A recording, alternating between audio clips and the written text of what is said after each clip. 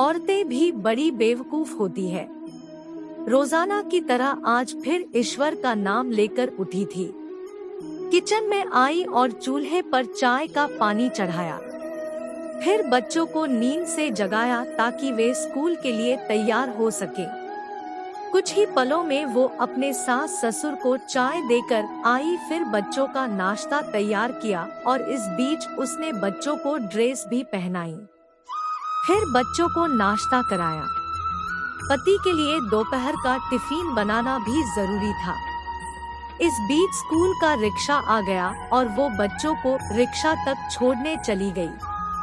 वापस आकर पति का टिफिन बनाया और फिर मेज से जूठे बर्तन इकट्ठा किए। इस बीच पतिदेव की आवाज आई कि मेरे कपड़े निकाल दो। उनको ऑफिस जाने लिए कपड़े निकाल कर दिए। अभी पति के लिए उनकी पसंद का नाश्ता तैयार करके टेबल पर लगाया ही था कि छोटी ननद आई और ये कहकर गई कि भाभी आज मुझे भी कॉलेज जल्दी जाना, मेरा भी नाश्ता लगा देना।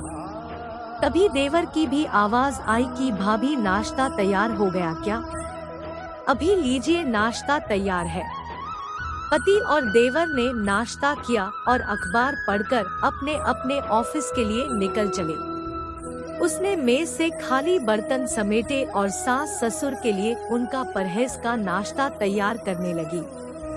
दोनों को नाश्ता कराने के बाद फिर बर्तन इकट्ठे किए और उनको भी किचन में लाकर धोने लगी। इस बीच सफाई वाली भी आ गई। उसने बर्तन का काम सफाई वाली को सौंपकर खुद बेड की चादरें वगैरह इकट्ठा करने पहुंच गई और फिर सफाई वाली के साथ मिलकर सफाई में जुट गई। अब तक 11 बज चुके थे। अभी वो पूरी तरह काम समेट भी ना पाई थी कि काल बेल बजी। दरवाजा खोला तो सामने बड़ी ननद और उसके पति व बच्चे सामने खड़े थे। उसने खुशी खुशी सभी को आदर के साथ घर में बुलाया और उनसे बातें करते करते उनके आने से हुई खुशी का इजहार करती रही। ननद की फरमाइश के मुताबिक नाश्ता तैयार करने के बाद अभी वो नंद के पास बैठी ही थी कि सास की आवाज आई कि बहू खाने का क्या प्रोग्राम है। उसने घड़ी पर नजर डाली तो 12 बज रहे थे। उसकी फिक्र बढ़ गई। वो जल्दी से फ्रिज की तरफ लपकी और सब्जी निकाली और फिर से दोपहर के खाने की तैयारी में जुट गई। खाना बनाते बनाते अब दोपहर का 2 बज चुके थे। बच्चे स्कूल से आने वाले थे। लो बच्चे आ गए। उसने जल्दी जल्दी बच्चों की ड्रेस उतारी और उनका मुंह हाथ धुलवाकर उनको खाना खिलाया। इस बीच छोटी नंद भी कॉलेज से आ गई और देवर भी आ चुके थे। उसने सभी के लिए मेज पर खाना लगाया और खुद रोटी बनाने में लग गई। खाना खाकर सब लोग फ्री हुए तो उसने मेज से फिर बर्तन जमा करने शुरू कर दिए। उसने फिर से किचन की ओर रुख किया। तभी पतिदेव घर में दाखिल होते हुए बोले कि आज देर होगी, भूख बहुत लगी है, जल्दी से खाना लगा दो। उसने जल्दी जल्दी पति के लिए खाना बनाया और मेज पर खाना लगाकर पति को किचन से गर्म रोटी बनाकर ला कर देने लगी। अब तक 4 बज चुके थे।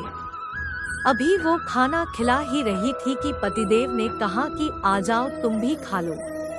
उसने हैरत से पति की तरफ देखा तो उसे ख्याल आया कि आज मैंने सुबह से कुछ खाया ही नहीं। इस ख्याल के आते ही वो पति के साथ खाना खाने बैठ गई। अभी पहला निवाला उसने मुंह में डाला ही था कि आंख से आंसू निकल आए।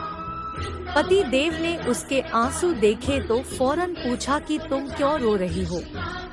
वो खामोश रही और सोचने लगी कि इन्हें कैसे बताऊं कि ससुराल में कितनी मेहनत के बाद ये रोटी का निवाला नसीब होता है और लोग इसे मुफ्त की रोटी कहते हैं। आप इसे शेयर नहीं करेंगे अगर आपको भी लगता है कि गृहिणी मुफ्त की रोटियां तोड़ती है।